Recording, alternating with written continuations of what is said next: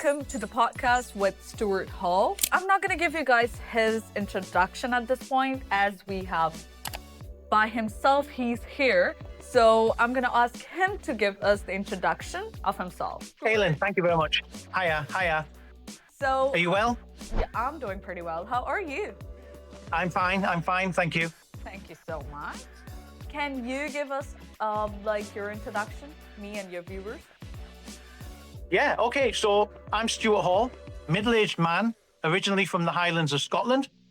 I am a father of 3, a grandfather of 5, and I'm lucky to be alive, and that's why I say to you, it's a good day.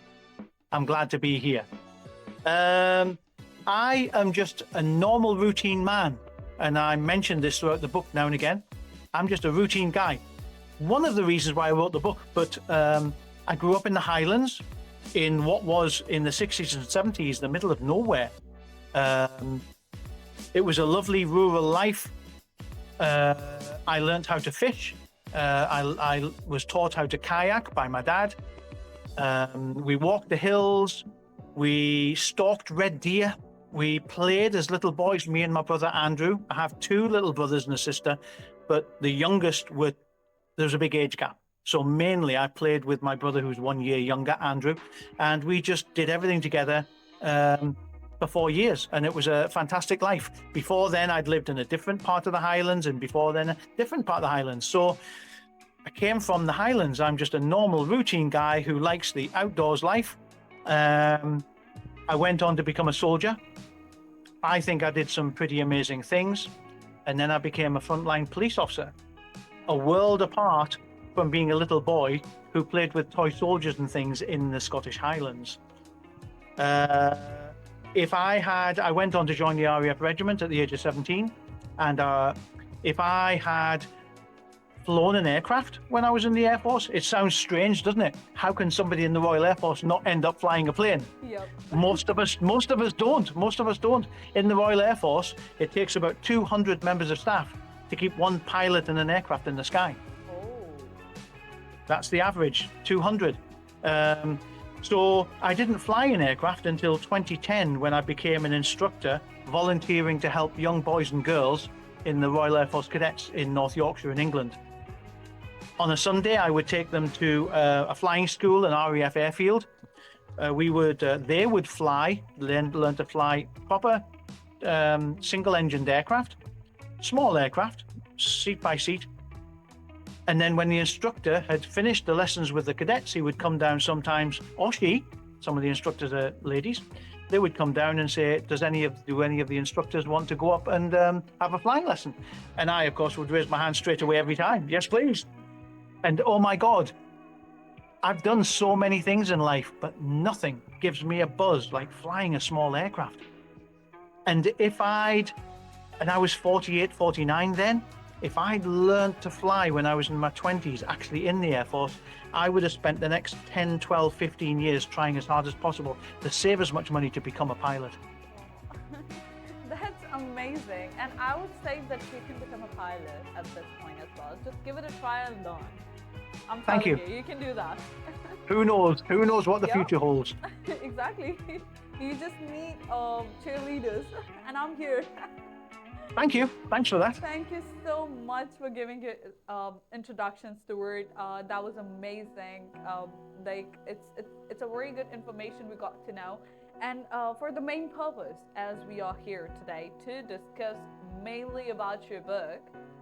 Yeah. And first, I would like to know about that as well.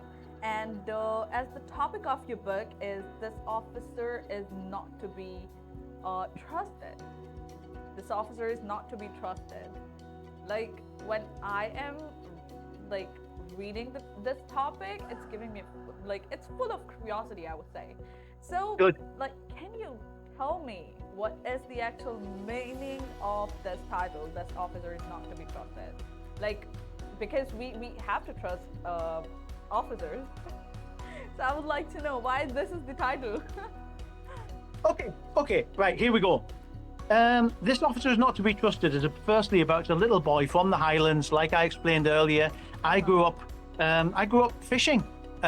swimming in the rivers and lochs, an easy, idyllic life. It was so nice. And then I ended up becoming a police officer for 25 years. I'd led a life of danger and excitement and dealing with death regularly, making mistakes, but always trying to do my best as a police officer. At the same time, I became a father and a husband. I'm hoping that along my travels, lots of people I met, good and bad, would quite often say things like, must be easy being a police officer. When we see a police officer, you're in a car and you're harassing the motorist, or you're walking around on patrol, helping little old ladies cross the road or giving directions. Honest to God, this book will explain to you it's a little bit more than that. There's a lot more to it. So, where does the phrase come from? Yeah, I would like to know. At the end of 6.5 years in the Royal Air Force Regiment, I'd been promoted 4 times. I'd become a very, very good soldier. Highly trained, highly qualified, highly skilled. I'd done lots of good stuff. I was based in Scotland as well. My role was an instructor of auxiliaries, part-time soldiers, as well as 6 young ladies who wanted to be frontline infantry soldiers. When I left the Royal Air Force Regiment, like everybody who leaves the military, you have a report. And my report from the regiment was fantastic. It sung my praises. And I was proud to take that to the police and say, this is what the regiment thought of me. So when you join the police, you become a probationer for 2 years. Your job is on the line for the first 2 years of your career. So you can be dismissed from service at any point in 2 years. The first thing you do is 6 months police training college. 6 months college. I cover that briefly in the book, telling you a little bit about it. I found it very difficult. I found police college very difficult. In the mornings, we learned theory on law to a high standard. And in the afternoons, we put that theory into practice. I was also nominated to be in charge of my class of 17 other students. Because I'd been ex-military, and the 2 training instructors both said right at the very beginning on the first day of training, we need somebody to be our eyes and ears when we've gone home at a tea time. We want somebody reliable who can be trusted. Trusted, there's that trust word. Yeah. Who's more trusted than an ex-soldier? Exactly. With a good report from 6.5 years, 7 years as a soldier, serving in Northern Ireland, serving with the American military, doing fantastic things. I felt proud. I could have done without the responsibility, to be fair. But at the end of the 6 months, you leave, you get your posting to a station, and then you start your proper policing career. In week 1, after police college, in week 1 of arriving at your station and starting to meet your colleagues that will be police officers working alongside you, you're summoned to see the chief superintendent. Everybody gets to see the chief superintendent. The old sweats in the background say, don't worry, Stewart, it's not a problem. Unless after this time you get summoned, because it's either for something very, very good or something very, very bad. So he wanted to meet me. I've just arrived at his station in Gateshead in northeast England. I go to see, in the book I call him the Big Cheese. He's the chief superintendent. He's got a massive, great, big, important office right at the top of a 6-story police station in the center of the city. And I go to see him. He introduces himself, makes me welcome, sits me down. And his first question is, so Stewart, how did you find police training college? Now, I'm not a very good person at selling myself. I don't big myself up. If you asked me how to do an interview, it would take me so much time to get the confidence and the research done just to do an interview. I don't sell myself very well. So I thought, okay, this is my chance. This is my boss, possibly for 25, 30 years. So I then went on to explain, well, sir, it's nice of you to ask. I found it very difficult. I found it challenging, but I was given responsibility, represented the training school in competitions externally against other training schools and internally, blah, blah, blah, blah, blah. And I thought I sold myself really, really well. And then The chief superintendent looks at me and he holds up a document, and he looks at me again and he says, "Well, Stewart, that all sounds fantastic, but none of that is in this leaving report from police college." And I just felt myself sinking. I sank lower in the chair. Oh my God, what's happened? And he turned it over and handed it to me and said, "Read the last paragraph." The last paragraph on my police college report, knowing that it's going to be handed to my chief superintendent, says, "This officer is not to be trusted and must be closely supervised at all times." Can you imagine how I felt? Is you. Me, this officer is, I've arrived at the beginning of my police career and my chief superintendent is told not to trust me. Not a good start. Now you're in his eyes all the time. He's going to supervise you by himself. He tried to make me calm. He tried to reassure me a little and said, "Look, that's just police college. It's not the real world. Right. We will watch you and we'll gauge you on your merit. So sort of put that to one side. Remember what they've taught you, but now it's time to become a proper police officer." So there's the question. Was I to be trusted? Was the police training college correct in their assessment of me? Am I to be trusted or am I not? You're not. It's up to you. Well, it's up to you to find out, because the book is a full and frank account. It tells you how I did things. I want you alongside me, policing, experiencing the different incidents that I dealt with, but you can substitute me for any other boy or girl in the police force. You know, that's what I want to say. I want to say to people, every boy or girl, the police at the moment in Britain are getting a bit of a hard press, you know, and it's easily to understand why, because there have been mistakes made. So I'm hoping that people will read this book from a viewpoint of, do I trust this police officer or not? Is this police officer typical of the police forces and the police officers on the streets of Britain today? Read the book and find out, and then judge me. Amazing. I'll do that. And then I'll give you my answer again one more time. I would love to hear your answer. Would you you. trust this officer? We'll see. After reading the book. It's all truth. It's all honest. Right. Thank you so much. And also, My pleasure. like, you actually started writing this book in pandemic 2020. So, like, what actually made you sit down and write about it? What was the inspiration behind it? Okay, the inspiration. 2020, the pandemic strikes the world. Oh my God. Not just Britain, the world. Even here in sleepy Pitlochry in the middle of Scotland, there's a pandemic. We're sort of in a bubble here. We're watching. I personally am imagining, oh my God, imagine how difficult it is for the people in the towns and cities all around the world. Right. We had it so easy. I was so lucky. But it gave me a bit of time to sit down. And what I thought at the time was, I thought, now is probably a good time. The world is in a state of flux. I'm going to reach into my brain and I'm going to reach right into the back where there are tiny little boxes with uncomfortable stuff, uncomfortable things learned over my lifetime. And I want to write them down. I'm going to write them down, get them out of my box, a little bit of a sort of coping mechanism. Okay? Okay. So that was my first inspiration. As I began writing and as I began telling the stories of other people along the way as well, I started thinking, I also want people to realize about the difficulties facing normal police officers day in, day out. The expectations are enormous. Imagine, not all of these, some of these people at college were straight out of university. They're in their early 20s, they have very limited life experience, and they're suddenly told to go out in the streets and fight the bad guys. And in the mid-1980s and early 90s, Aileen, 85% of my arrests wanted to fight me. Oh my God. We didn't have CS gas. We didn't have proper batons. We didn't have rigid speed cuffs. Our equipment was rubbish.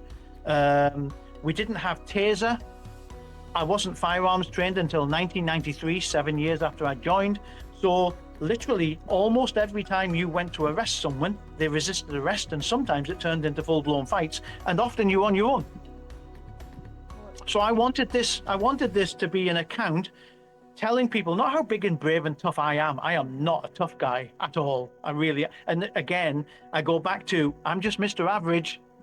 There are people with black belts in karate and taekwondo and everything like that. Not me. I didn't grow up fighting. I grew up fishing for trout. Lots of these boys and girls are the same as me. They have to go and face evil. They have to deal with death.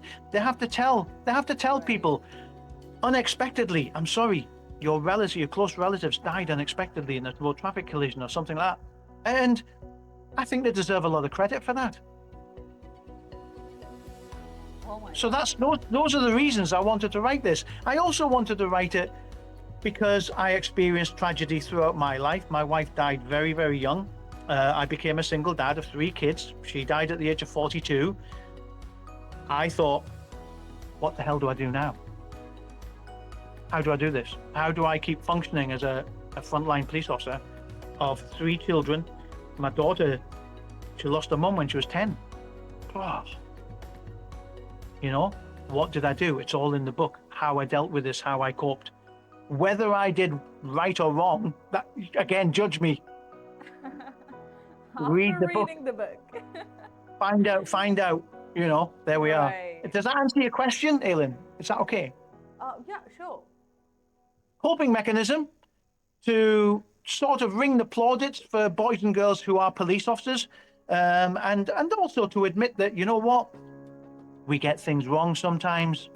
We're police officers, but it's very important for us to try and get as much right as possible, because sometimes, like I did once or twice, you end up in a Crown Court and you get told off judges. That's not a very comfortable experience when a judge says, "From now on, officer." Okay. So, are you going to trust me? After reading the book. Thank you. So, like, in this conversation, you called yourself Mr. Average. So, which is you. So, do you, like, actually believe that you're Mr. Average, or is it a bit of British necessity? That is a good question. I am Mr. Average. I am just Mr. Average. I grew up, like I said earlier, doing outdoor stuff. I became a soldier, 6 months basic training, infantry training with the RAF Regiment or the Army or the Royal Marines is very, very tough. When I joined that training school in North Yorkshire, it was just about to become the winter of 1979. I was facing 6 months of winter and early spring. I was surrounded, there were 50 of us. The other 49 were from the streets of Glasgow, Liverpool, Manchester, Birmingham, London. They had scars, teeth missing. They were drinkers, smokers, fighters. I was none of those things, Aileen. I was a little boy from the hills. Who just know how to do fishing. I can catch fish and eat them. Oh. So I'm surrounded by these big, roughy, tough guys. Within 2 weeks, I'd gone to my commanding officer and said, "Sir, I think I've made a bad mistake. I don't fit in with these guys." I asked if I could be transferred, and the officer said, "To be honest, Hall, we've already noticed you. You're still going to be here at the end. Most of those tough guys will go by the way." I didn't believe him, but he said he had confidence. "I have confidence in you. Go on, keep doing what you're doing. You're making a big difference and you're shining even by just being yourself." So I am Mr. Average, but there is something. I do have something, and I've thought about this all the way through my life, Aileen, because 1, I'm in middle age now. 2, I'm still alive. And 3, I'm a reflector. That's the sort of person I am. I reflect. And I've often reflected, why me? How am I still here? How am I still here? And I think it's resilience. Being a little boy in the hills and the mountains, the 60s and 70s in the middle of Scotland gets cold. It gets cold. You can't call in sick. You can't say, "Oh, Mum, I don't want to go to school today. It's icy and snowy outside and there's a blizzard." You were chucked out. You had to do it. Quite often, I would ski the first mile to get my minibus 5 miles into the little village, to then get on a bus 7 miles to go into the bigger village, Pitlochry, and then walk up to the school.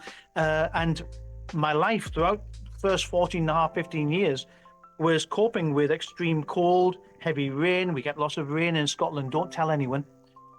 But we do get sunshine as well.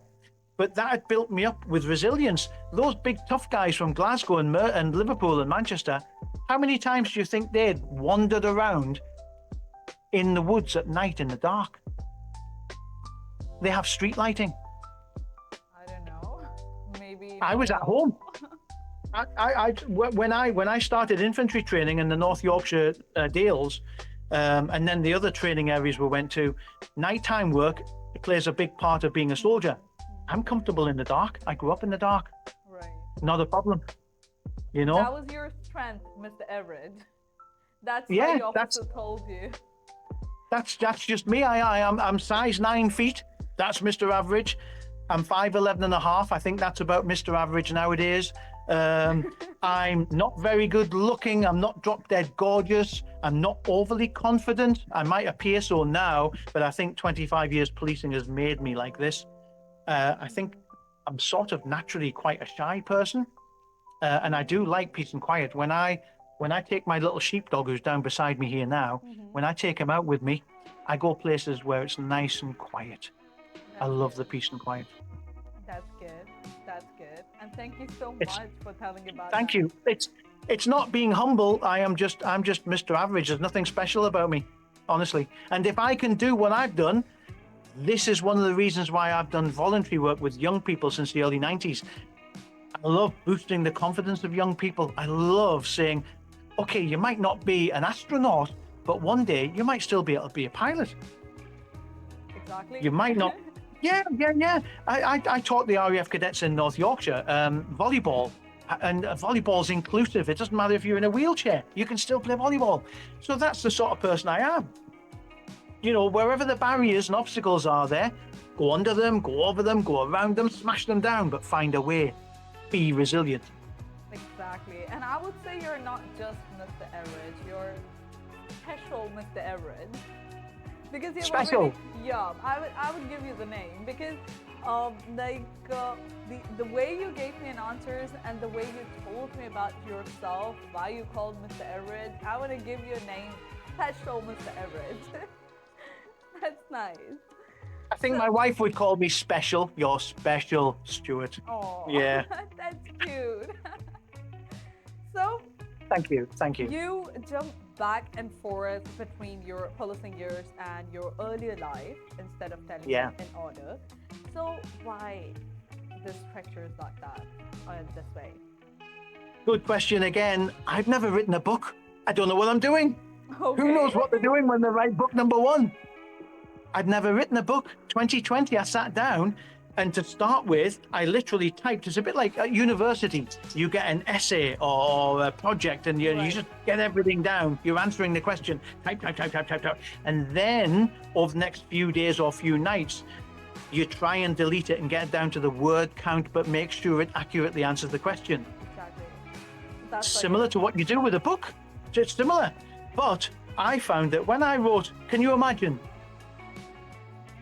When I was 8, I was a little boy and went to Balmoral, where the Queen has an estate.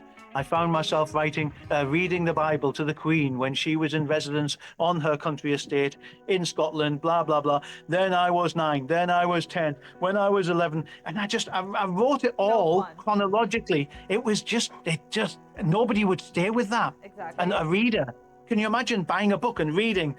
Oh, they'd be asleep. That's me, actually.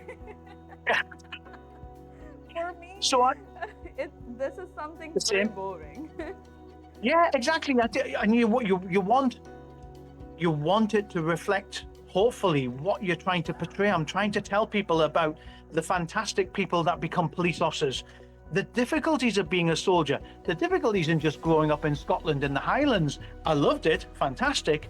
Was it easy? No, No, when I woke up in the mornings and I saw the windows were freezing cold and you couldn't get them open, there was no central heating, blah, blah, blah. I'm not crying about poverty and everything, but it wasn't easy. It wasn't easy. So I decided to try a different tactic. So I thought, right, I'll try and hook the readers with an actual real life riot. Get them chucked in straight into a riot. So I try to explain what it's actually like, even when you're sitting you're called in on a day off. It was my day off. I get a phone call at home. You need to grab your riot gear, Stu, and come into the station. I know it's your day off, sorry. So my wife is there. Is everything okay? She's a worrier. Am I going to say, oh, no, I might be killed tonight? No, you say, it'll be fine, love. I've just got to pop into work, sort a few things out. So I end up going into work.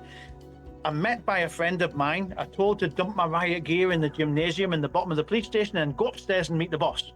My inspector, a fantastic, great big strapping jock from the borders of Scotland, meets me. Grab yourself a hot chocolate, Stu. Nothing's going to happen.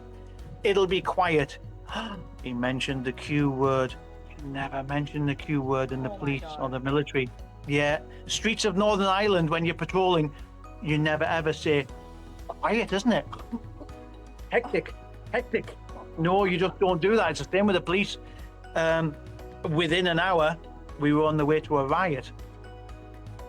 So I started off with a riot, and then I explained a little bit about, I wasn't always a young man in the police. I started off as a little boy, reading the Bible to Her Majesty the Queen and the royal family, next to a minister, a Kirk minister, a church minister, who had once been captured in Singapore during the World War II. He'd once been a prisoner of war of the Japanese. Okay.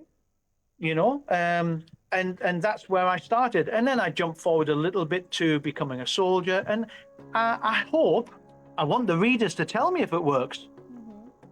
I'm sure it's not going to work for everybody. There will be people, there's bound to be readers who will say, oh my God, where am I now? What year am I in now? I've tried to make it as easy as possible, but that's why I did it that way.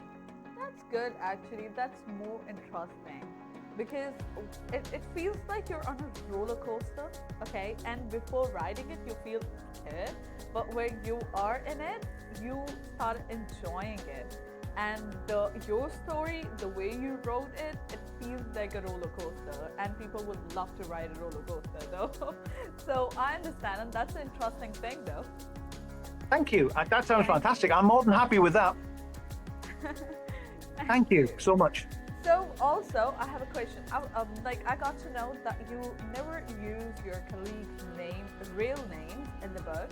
They all get along with sarcastic nicknames like PC, you think you, we've got problems. How did you come up with that? When I was writing, honestly, when I first started writing, it jogs your memory. It's it's 2020 when I'm writing. When I first met that officer, it was 1986. Okay.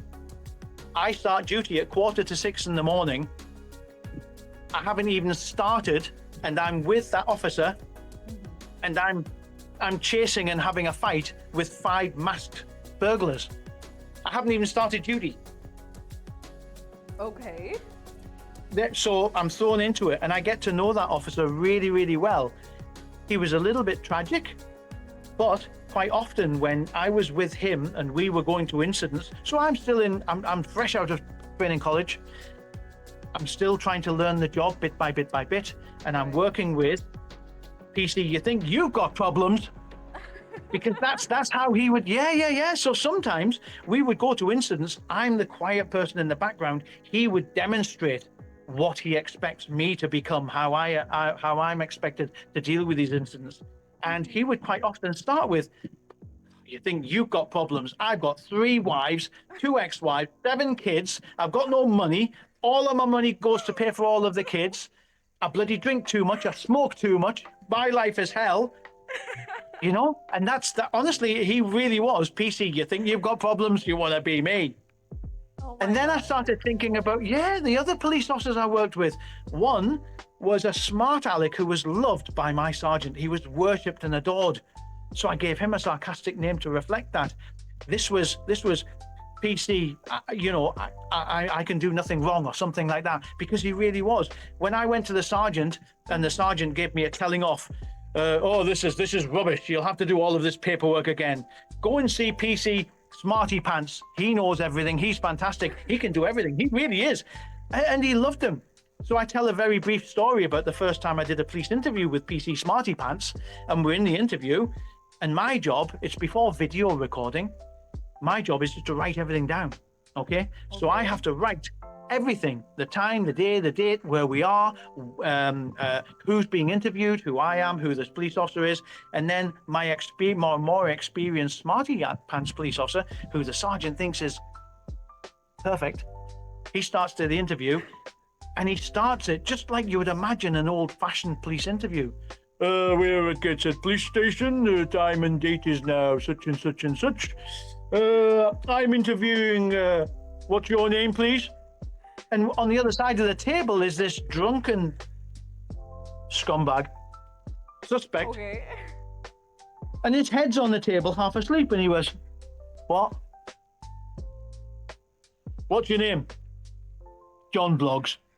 John Bloggs, also present, blah, blah, blah. You're here tonight because you've been arrested under Section 47 of the Offences Against a Person Act, and that you did blah, blah, blah, blah, blah, blah, blah, blah. And I'm trying to write all this stuff. And he's going down, blah, blah, blah. He was there about 3 or 4 minutes, talking constantly at this bloke who just wants to go to sleep. And then he asks the question, what have you got to say? And he sort of wakes up and goes, what? I've got to write that down. So this happened 2 or 3 times.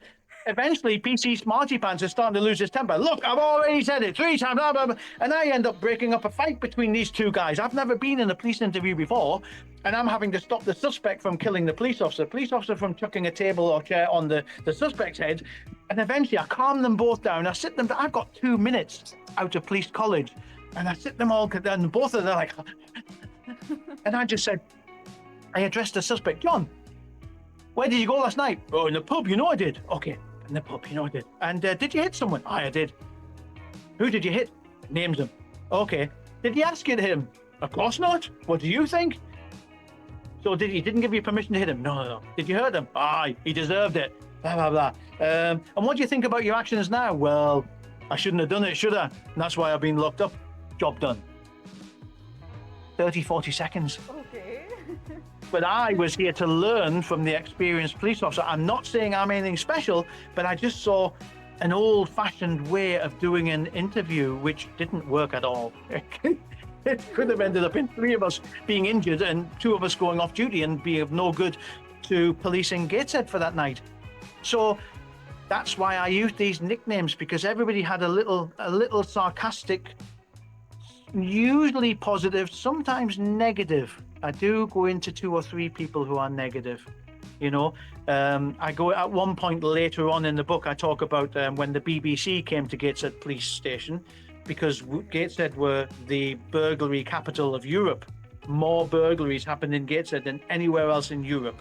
Okay. So the BBC team, the Inside Story team, came and they wanted to find out why. So I was my shift person who was nominated to take the camera crew around with me for 2 weeks. Okay. And yeah. So that was really, really interesting. And one of the police officers who was also taking them around, I gave him a sarcastic name and her a sarcastic name, because they were just different. They had traits and characteristics that I thought of more so than, and to be honest as well, it irritates the life out of my wife, but I forget some of the police officers' names, but I usually remember their numbers, their collar numbers.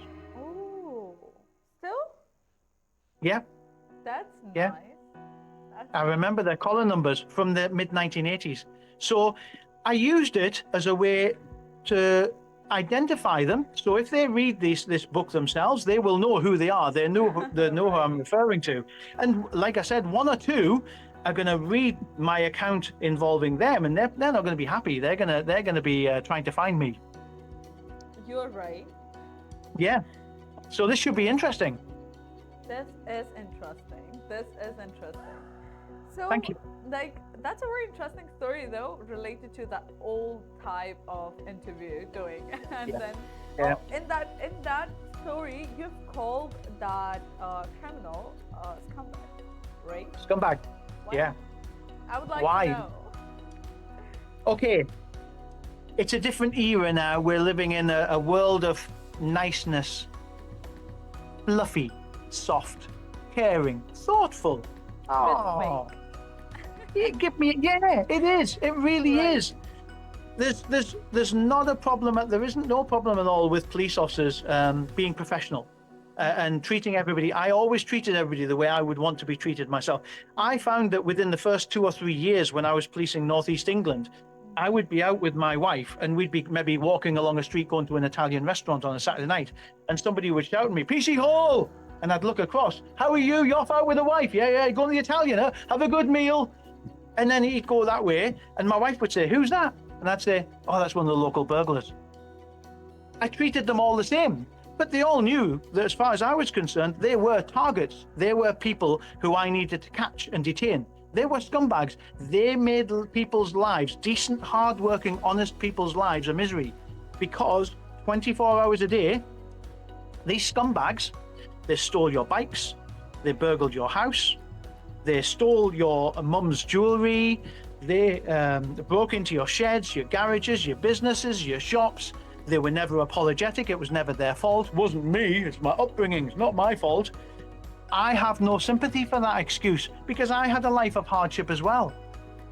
And I could have ended up being a criminal at one point, but I managed to steer clear of that. Wow. So I call them scumbags because that's the title that they deserve. They deserve to be called scumbags.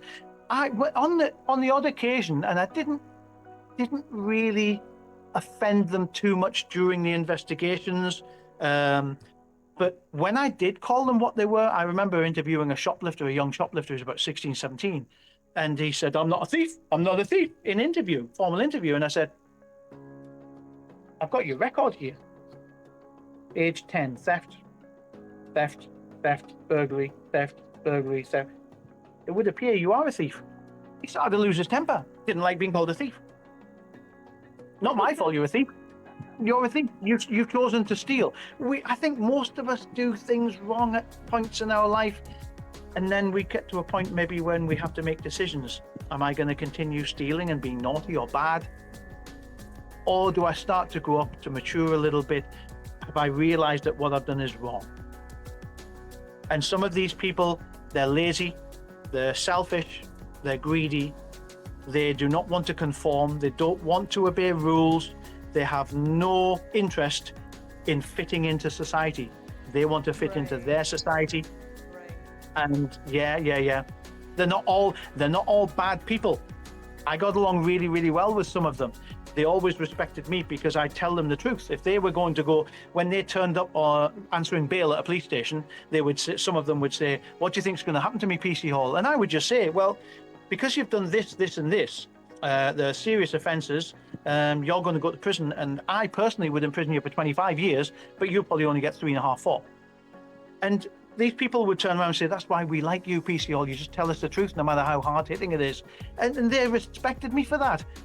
I don't think that's a bad attitude to have when you're a police officer. Just tell the truth. Exactly.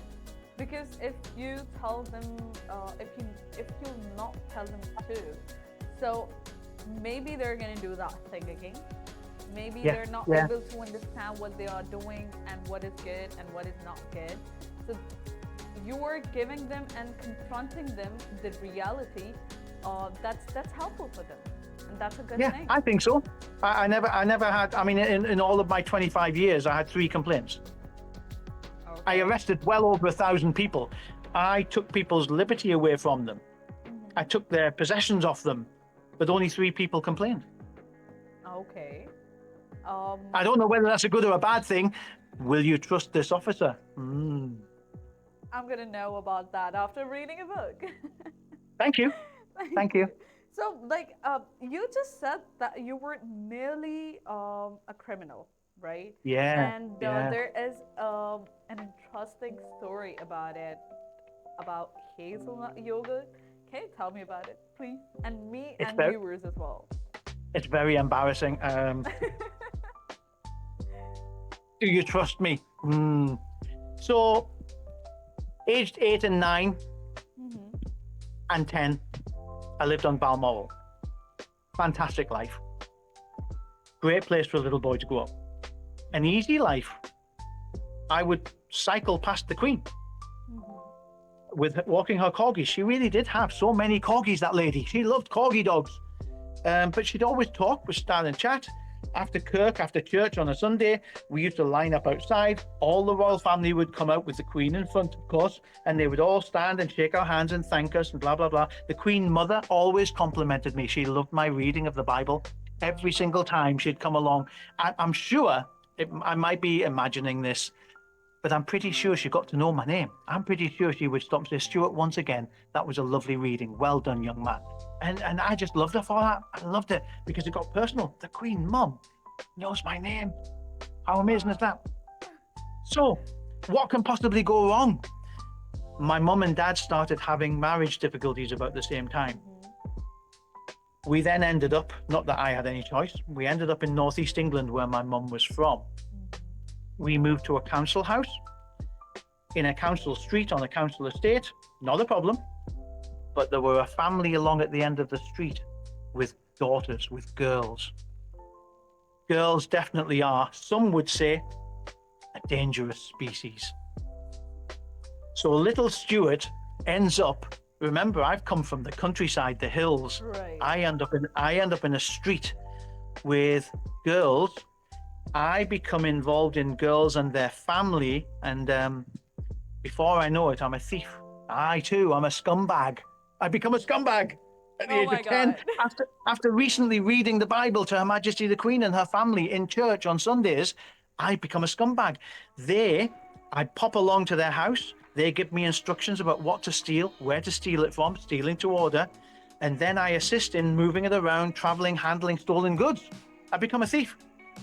Then, of course, I'm only 10. I become cocky, overconfident. With my little brother Andrew, who I'd fished with and swam with and played with, one Thursday evening we go and do our life-saving lessons. So there's still a bit of goodness in me. I'm not all bad. I'm learning to life save, working towards my bronze, silver and gold awards. The swimming centre is next to a shopping centre in Washington Newtown in the northeast of England. And we think, you know what, I'm a bit peckish. Let's go to a local supermarket. It's only a small supermarket, the precursor to what is now Tesco. I go in, I hadn't realised, because I'm so cocky, the store, well, I can see the store is almost empty.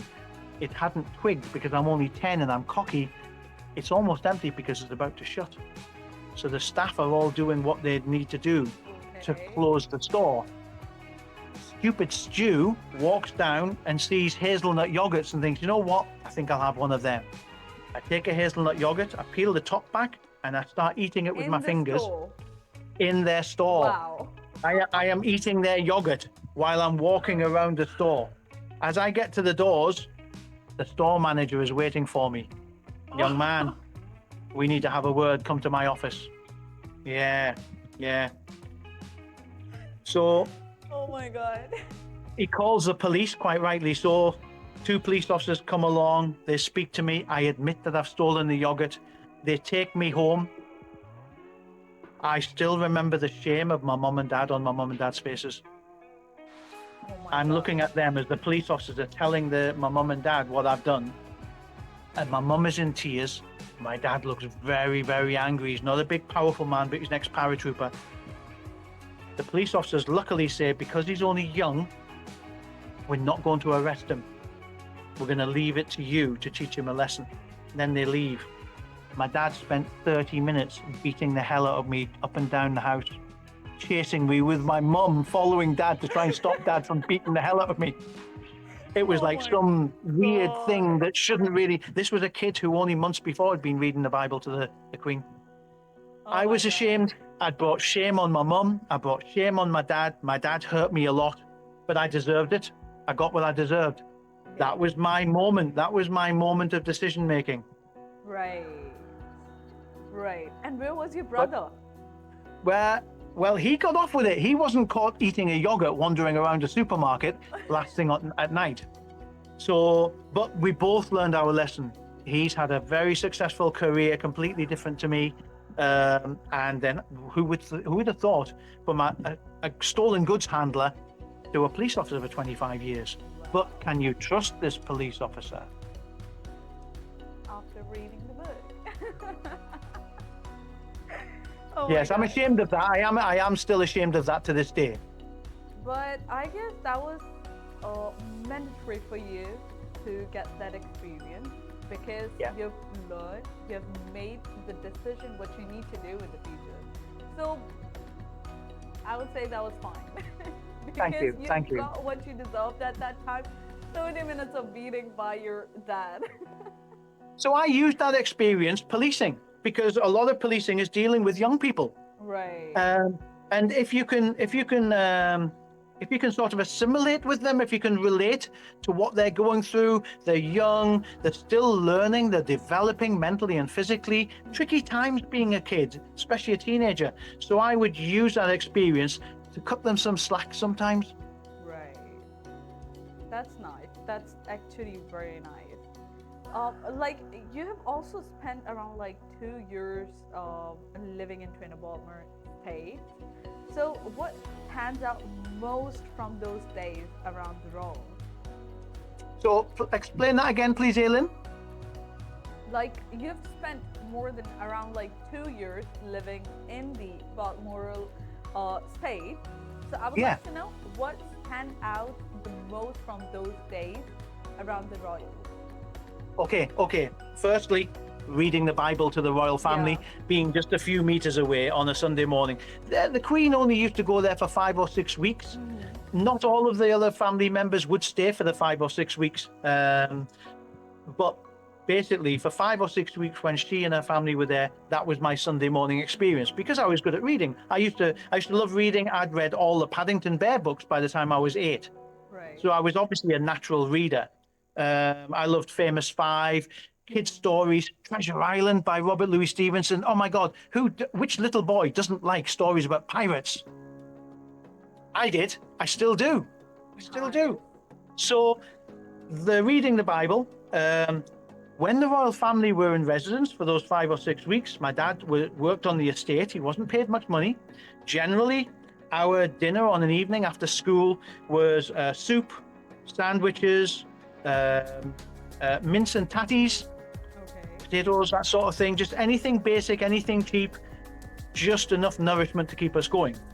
But when my dad was joining the royal family and driving them to their barbecues or their fishing trips or their picnics, any food that the royal family left over was divided up amongst the drivers and they brought it home to their families. So every night for 6 weeks a year, we ate like royalty. That's nice. We would be, there were 6 of us, myself, Andrew, Stephen and Sharon, my little sister, with mum and dad. My dad would bring it back, he'd unpack it, put it on the dining room table, and we would look, and I would point at things saying, Dad, what's that? What do you do with that? What's this? I'm gonna Oh, have that's game this, pie. that one as well. Nice. Yeah, how do you eat quail's eggs? I don't know. I didn't know what they were. What is a quail? But that's a magical moment. Another thing, 2 things. I'll mention 2 things briefly. First of all, I don't cope well with failure, Aileen. I'm not a good person when dealing with failure. I don't like failing. Nobody likes it. I never forget it. When I was 9, there's a town near to Balmoral called Ballata. Anybody who's been to Ballata knows that it's a lovely little town on Royal Deeside with a big car park where everybody parks their cars before they go and explore Ballata. I did my cycling proficiency test there when I was 9. I failed my cycling proficiency test. Oh. Have you ever known anybody else fail their cycling proficiency test? I haven't. I've never met anyone. How? I still cycle. I've been on my bike today. I'm a middle-aged man. I've ridden motorbikes from the age of 16. I've been on 2 wheels all of my life, and yet I failed my cycling proficiency test. Deep shame. And No one other comments. thing. Thank you. No, that's okay. The other thing, I mentioned it earlier, the near-death experience. So I fell out of a tree. We all fall out of trees. We're boys and girls. We used to play in trees. When I came back to Scotland 10 years ago, I went to Ballater to meet one of my school friends who I was climbing that tree with. He was one of the Queen's ponyman's sons, a man now called Paul Muir. Me and Andrew, our best friends, were Paul and Michael Muir. Their dad was the Queen's ponyman. So we'd all been, with other girls on the estate as well, boys and girls, we'd all been climbing this tree to see who could get the highest. I'm quite competitive. I was the highest. Then I fell. Oh my God. I knocked myself out. I was lying on the ground. And when I went to see Paul 10 years ago in Ballater, I said, Paul, do you remember me falling out of that tree? Was it really very high, or is it just childhood memories have exaggerated themselves? Paul said, I won't try and do his Scottish accent. He basically said, Stewart, we thought you were dead. You were so high up in that tree. When you hit the ground, we thought you were dead. And I thought, and I go back, whenever I go to Balmoral, I go and have a look at that tree, it's still there. And I look and I think, if I'd hit any of those big branches falling down that great big tree, at best I would have been disabled for life. Oh my God. How lucky am I? How lucky? You Unbelievable. Lucky.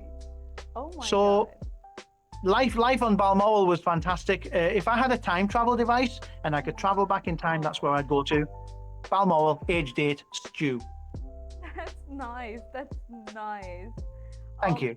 You also joined RAF Regiment on 21st September 1979, and Yeah. Your mom and your sergeant spent half an hour just to talk to you, and the sergeant even offered you a commission. Why were you on set being a gunner? I would love to know. Okay.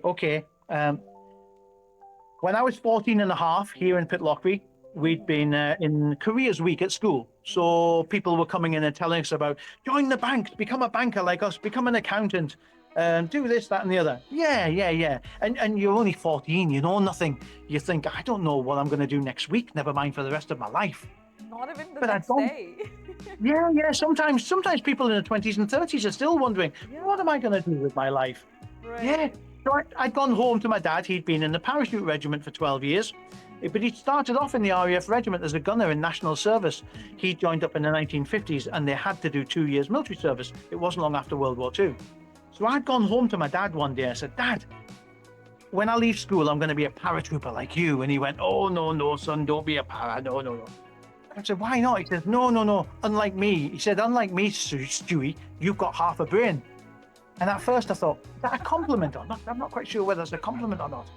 Anyway, he said, if you want to be a paratrooper, don't join the army. Sorry, everybody that's in the army or ex-army. I apologize, but this is what my dad said, 12 years in the paras.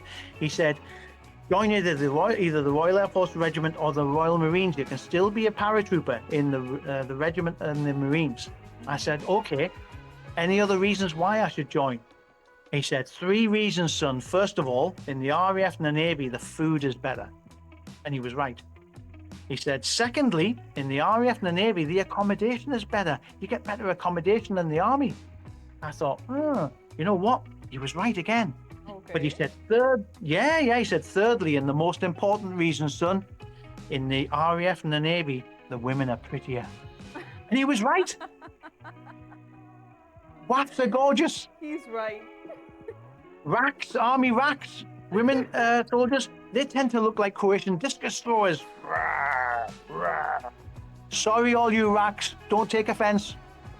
It can be cut out.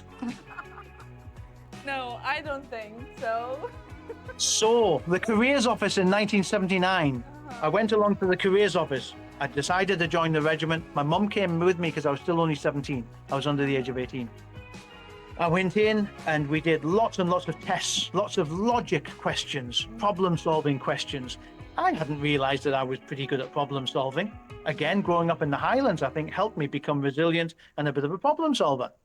So I came out and the recruiting sergeant sat me down with my mum and said, Mrs. Hall, Stu, you've done fantastically. This is one of the best scores we've ever seen in anyone. I can offer you any career you like in the RAF, apart from a physiotherapist. but anything you like, you can do anything. And I sat there and said, I just want to be a regiment gunner. Okay. He went, no, no, no, I don't. He says, I don't think you understand, because you don't need qualifications to be a regiment gunner. The idea was that only thickies become gunners. Well, you've got a brain. You're good at cool. problem solving and logic. Yeah, it's unfair, completely unfair. But that was his attitude. He wasn't regiment. He was just an RAF sergeant.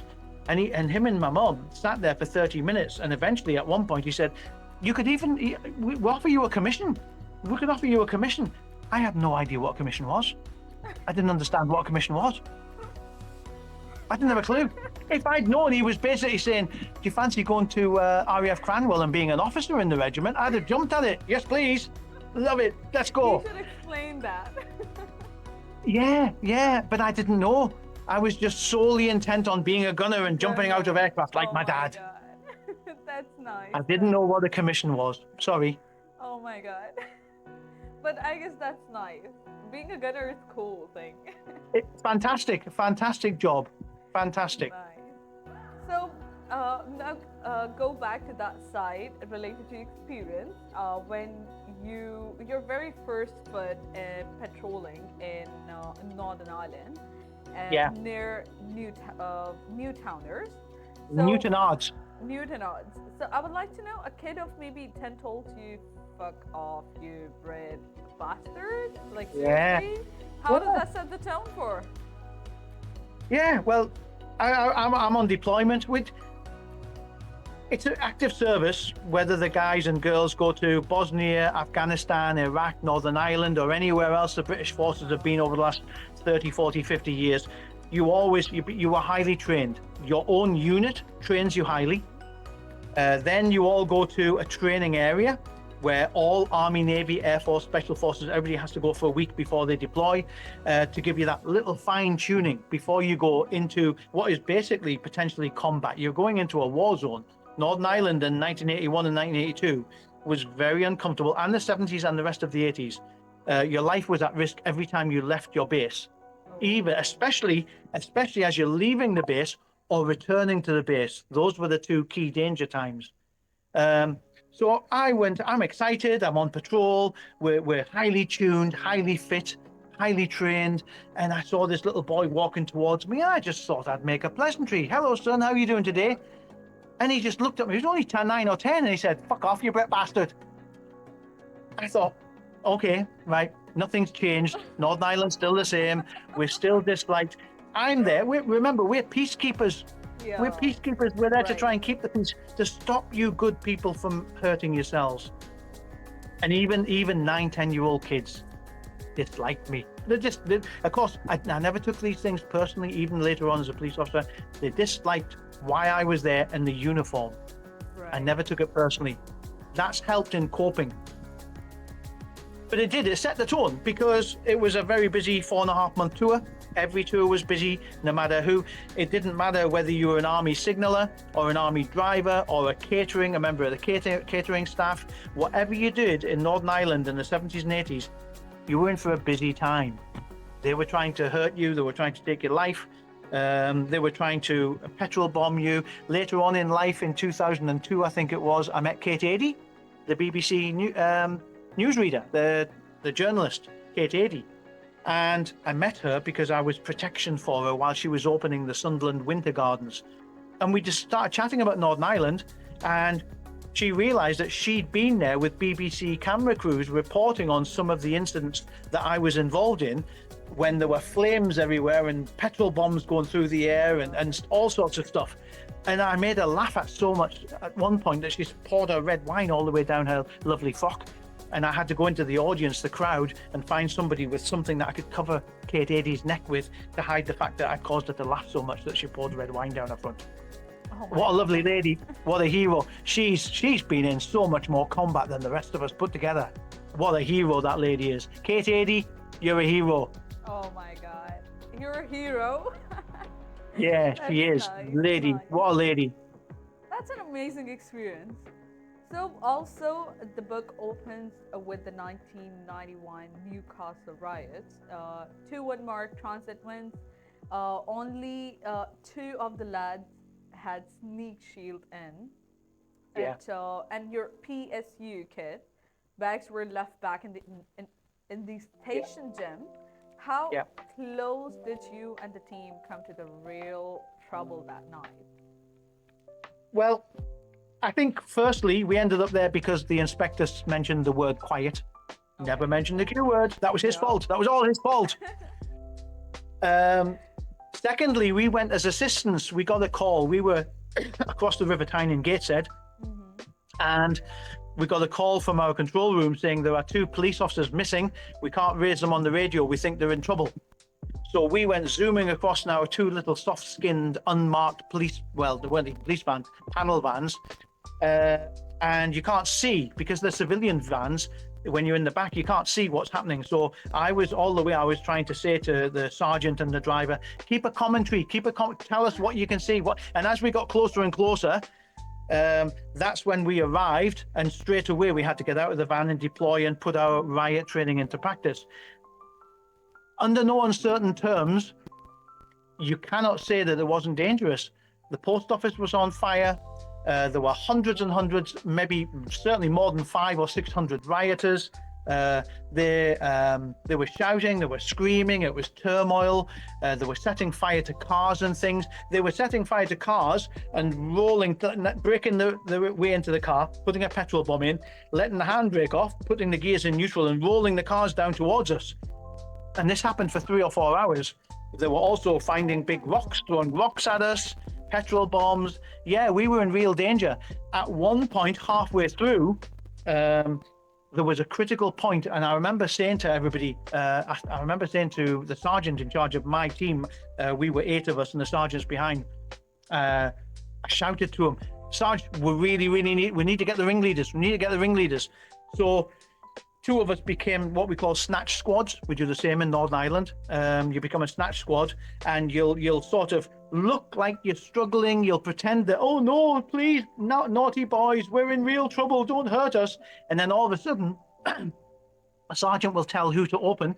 There'll be a gap, and the 2 police officers with no shields run as fast as possible and try and grab the most vocal, the ringleader, the gang leader, whatever, and you're trying to grab them. That makes them run away really, really quickly. The shield unit then comes up, covers you, brings your shields, you get back to your shield unit, and you get a chance to breathe. But that's what it was like for 4 hours. Run, chase, all directions. And there were only, 18 of us, 19 of us with the inspector. And it was hard work. We were in real danger. But because we started trying to target the ringleaders, gradually over those 4 hours, they became less and less trouble until eventually there was peace and quiet. Thank God, because we were heavily outnumbered. But yeah, I mean, we were all hit. Rocks and things were hitting all of us. That were hitting the riot. We had riot helmets on. Did we? No, we didn't. No, we didn't even have riot helmets on. We just had normal police, the pointy hat things. Oh my God. With our chin straps on. Yeah, just chin straps. So when a rock hits that, the energy is transferred into your skull. So, you're going to end up with headaches. We all had bruising and things on our arms and legs and stuff. So we were very lucky that night. It was ridiculous because at 1 or 2 points, 3 or 4 of us would be hiding behind the 1 police officer with a shield. So a gang of police officers with a shield were trying to protect us all from hundreds and hundreds of people trying to hurt us. Oh my God. But I have to say, I find riots exciting. The adrenaline is going. You're at risk of being harmed, and that resilience comes into play again. I was never terrified or scared. I'm not a big, bad, brave guy. I just focused my energy into concentrating and thinking, we need to survive. We need to stay together. This is what not to do. That's what to. You become. Well, you're well trained. And this is the side of the police. When you watch it on TV, bits and pieces are clipped out. Any good policing is quite often clipped out of video clips from the news, and they just show maybe a few police officers running away. So then the social media warriors start. Oh, look at the police running away. They'll have been running away for a reason. They'll have been called to help someone in urgent need of assistance. Right. So yes, we were in real danger that night. Of course, when you get home, you don't tell your wife, oh yeah, we'll be on television, I've got bumps and bruises all over you. You cover it up. You don't want them to worry. Exactly. Exactly. When I got home early in the morning, eventually at breakfast time when I woke up, she was like, "How did it go?" "Oh yeah, it was fine. It's okay, no problems." But it was on the news all day the next day, and I can't remember who it was. One of my relatives called me up and said, "Did you see what happened in Newcastle last night? My God, it looks like hell broke loose." I didn't tell him I was there, but apparently it looked really good on TV. And like, I really, really feel very proud to the soldiers, to the officers, Yeah, because yeah, we should. We should. if they're not here, we can't sleep in peace. No, If no, they are not we rely on saving, them. literally. And I'm proud of you as well. I'm proud of Thank you. all the soldiers, and thanks to them for keeping us safe and to let us sleep in peace. Because if they are Thank not you very here, much. we can't sleep in peace. Because right now, the past situation, there is a lot going on in the world. A lot of wars are going on, and when you Yeah. see the soldiers fighting for us, because they're not just giving their time, they're literally giving their lives to Risking save their us. lives, and these are girls as well as boys now. Yes, and that's like, I'm really proud of them, and thanks to them for giving I us am too. Thank peaceful you. life. Thank you for that, Aileen. You don't need to thank. Thanks to them, and thanks to you. Thank you. Well, also the book opens. I guess we're done with that question, so we're gonna move forward. Okay. We'll cut that part. So right here. Okay, let's go with this. Let's start. So I got to know about one interesting topic of a story that you fought Spider-Man and won. I would like to know about the story. I would like to know that. That's not fair. That's not fair. I'm sorry, but I'm going to leave that as a teaser because that's in book 2. Okay. Okay. But yes, I met Spider-Man. He was doing A something real one. illegal, and I ended up fighting with him, and I won. And I arrested him and took him to a police station. And the custody sergeant said, "Oh, I see you've arrested a superhero. This is our first superhero ever in this police station." I cannot imagine Spider-Man caught by police, and oh my God, that you literally gave me something in my stomach, and I'm just gonna just think about it, like what's gonna happen. Oh my God, what's that story? It made me very curious though, and I would love Policing. to. Now I can't wait for the book 2. Thank you. Aileen, policing is strange. It's not textbook. It's some of the TV programs are quite realistic, Right. but of course everything is especially movies. They're glamorized. They exaggerate the danger, exaggerate the excitement and everything. There are many times when you're not so busy. I nearly said the Q word. Right. When you're not so busy, when you've got time to pop McDonald's and see the nighttime staff and ask them for a coffee, even something like that to liven things up.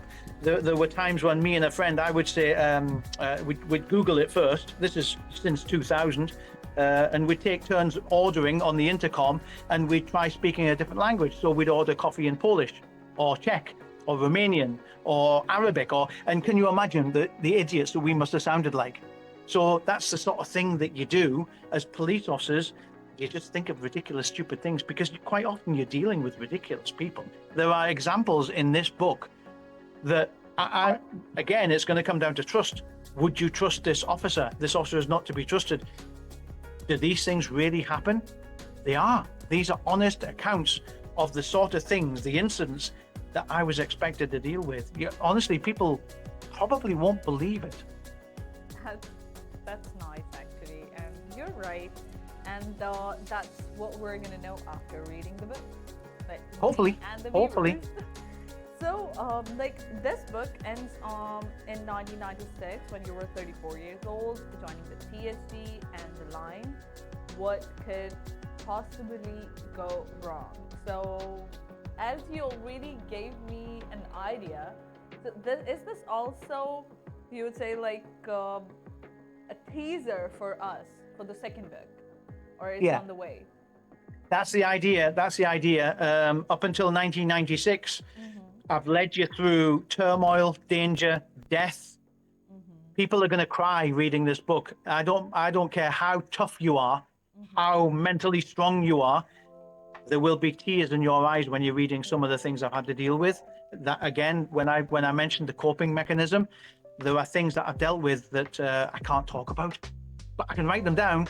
Right. But even writing them down, I was in tears. Things that happened 35, 40 years ago, it's ridiculous, but they're still up there in those little boxes. But at least now they're down on paper so other people can see what police officers have to deal with. Yeah, there is a book two. There is a book two. I have an idea about what the title will be, but we'll see. I'll take advice. And it starts from 1996 when life is perfect. Life is perfect. Happily married, 3 beautiful young children. My career is going really, really well. I'm highly trained. Life is good. But we're gonna know in the second book. There's tragedy ahead. There is death ahead. There's sadness, tears. There's more danger. There are more people weirdly trying to kill me. I can't imagine why. I'm quite a nice guy. And there's just the usual craziness that is modern day policing. The things that you deal with. Like I say, have a read, and at the end of it, please let me know. Go onto the website and let me know what you thought, and whether you disagreed with anything that I put. If you have, if you don't believe something, then tell me. Nah, this is too ridiculous. It can't possibly be true. I'd love to get into little debates and things. I'm quite happy debating on the radio and in TV. This is what modern policing is like. People need to know. I'm retired now. As a serving police officer, you've got to be very careful with what you say, how you say it. I'm retired. What can they possibly do to me? And all I'm doing is telling the truth. I'm not really. I think it's important that people know just how mentally resilient and how physically resilient our young boys and girls that are police officers working front lines in the towns and cities of Britain, all over Britain, how fantastic they are. They really are fantastic. And yeah, they'll get things wrong now and again, just like me. There are examples in there when I got things wrong, ridiculous things. I don't want to tell you too much. It should be because I am very, very curious about this book and then the upcoming one as well. So Stewart, as first of all, thank you so much for sharing all the things. It was very informative. It was interesting. And kind of a roller coaster, the way you have in the book. This interview was also like that. And thank you so much for sharing everything with us. My pleasure, anytime. So in the end, I want you to give us, including me and the viewers, give us a message. Whatever the life experience you have according to that, and as you've spent years in doing work in military and in police. So can you give us a message which you want to share with us? Like, just tell us. Yeah. Okay, here we go. Never underestimate how important life being alive is. Honestly, we are so lucky to just be alive. If we are fit and healthy, and we can walk, we can travel. The pandemic 2020 taught us, surely a big message in 2020 was how lucky we are to be able to go to an airport and fly to a different country. Unbelievably lucky. Unbelievable. We're so lucky to be alive. Yes, sometimes we're surrounded by the news and the media telling us about the Straits of Hormuz. Oh no, all of our fertilizer comes from there. People are missiling each other and everything. And don't worry, Donald Trump will save us. Let's see. The Ukraine, the country of Ukraine, those poor people are, there are video clips where you see them suddenly having to take shelter when they're sitting having a coffee or something, because they're being attacked. Britain, we are so lucky. However, I mentioned Northern Ireland. Up until the 1990s, England in particular was being targeted by terrorists regularly, you know. So again, I've seen it from a long-term point of view. We need to value life, and I used sarcasm. I am naturally a very sarcastic person. I've used sarcasm to lighten things up a little bit along the travels, and I do think we're time travelers. I really do think we're travelers. Some of us, like me, are lucky enough to have traveled. When I was born, Marilyn Monroe and John F. Kennedy were still alive. Still alive. Oh my God. Okay. Yeah. Okay.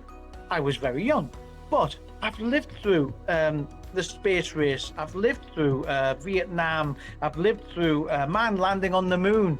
I've lived through Lady Diana, you know, and her losing her life in, what was it, 1997 in Paris and everything. All of these things. She was a young, vibrant woman, you know, with the whole life ahead of her, a mother of two fantastic kids. Suddenly, next day she's dead. I remember that morning, I was about to do a charity cycle race, raising funds for multiple sclerosis down in Gateshead in Team Valley Trading Estate. And the lady from Allo Allo, the sitcom, Michelle something, she was opening the race. And I was standing on my bike. I'd noticed are you old enough to remember teletext? No. Some people will remember teletext. I'd got up early in the morning because I was about to take my bike and go and do a bike ride. I was checking through teletext, and it was just headlines, what's happened in the last 24 hours. And I kept seeing this headline saying, dies in Paris. And it didn't click. I kept flicking through. So I'm eating my Ready Brek or muesli or whatever it is. I'm trying to get some fluids down me. And eventually I clicked on it and asked, Lady Diana dies overnight in Paris. Oh my God, that's going to shock the world. That is going to shock the world. And I turn up at the cycle race. The actress, I can't remember her name, she's a lovely lady from Allo Allo. She starts the race and she says right at the beginning, and I'd like to dedicate this race today in the memory of Lady Diana, who died last night in Paris. And the woman next to me on the bike, I looked at her and she was keeling over. She was fainting. She was falling into me on a bike. So I managed to grab her and sort of keep her upright. And she came around a little bit. She'd been in shock. She'd never met Lady Diana. But things like that. I was there. I was with that lady, seeing her just faint right in front of my eyes. At the news of somebody dying that neither of us had ever met. I never met Lady Diana. By the way, she wasn't keen on Balmoral. She didn't like Balmoral. It's too cold and drafty. Yeah. But that's how lucky we are. We are lucky. Don't take life for granted. Enjoy life. Enjoy the simple things. I was 2 days ago, I was cycling. I was out for a bike ride and I had dragonflies and damselflies flying alongside me. I'm alive, I'm fit, I'm healthy. I'm riding through the beautiful Scottish countryside and I have these beautiful little creatures flying alongside me. It might sound pathetic to some people. I don't care. To me, that's magical. You are absolutely right. And thank you so much for giving us and sharing that very, very important message. As I also believe that life is the precious thing we have. We are here, we can experience anything we want actually in this life. But if we don't have a life, we can't do anything. Make a difference. We're not even here. Yeah, make a difference. Go out and you have one chance of life. You don't have no idea what's around the next corner. Make a difference. Do something positive with it. I do mention in the book very early on in the introduction, anybody can become a scumbag. It's easy. Right. You know, lie in bed all day, don't go to work, claim benefits, smoke and drink your benefits away and achieve nothing. What a waste of your time slot. What a waste. Right. Not for me. Get out there and do something positive. Make a difference. Right, that is important. Thank you so much, Stewart. Thank you so much for sharing all the pleasure meeting you. It was very helpful for me as well. I've got to know about a lot of things about you. You've got a very great personality. You're a special Mr. Everett again. I'm going to put you in touch with my wife. You can tell her later on. I would love Stuart's got a to. lovely personality. I would love to. I guess she's gonna like she will be like, yes, you're right. You're right, Aylin. I know. I don't think so. She seems to use the phrase super annoying quite a lot. In front of you, I don't think she's gonna say that. But when she'll be talking to me, she will. Exactly, Definitely. exactly. You don't have to live with him. He's super annoying. Oh my God. Thank you so much again, Stuart. It was nice talking to you, nice meeting you, and I would love to have a conversation with you again on your second book because I Let's would do love it. to know about that as well. Let's do it. Thank you so much. So Thank you, Aylin. Thank you so much for your time. I really appreciate Thank it. you so much. Thank you so much to our viewers as well. Thank you so much for being with us for the whole conversation. And thank you. And we'll see you guys soon with the second book. Thank you. And have a great day. Bye bye. Thank you.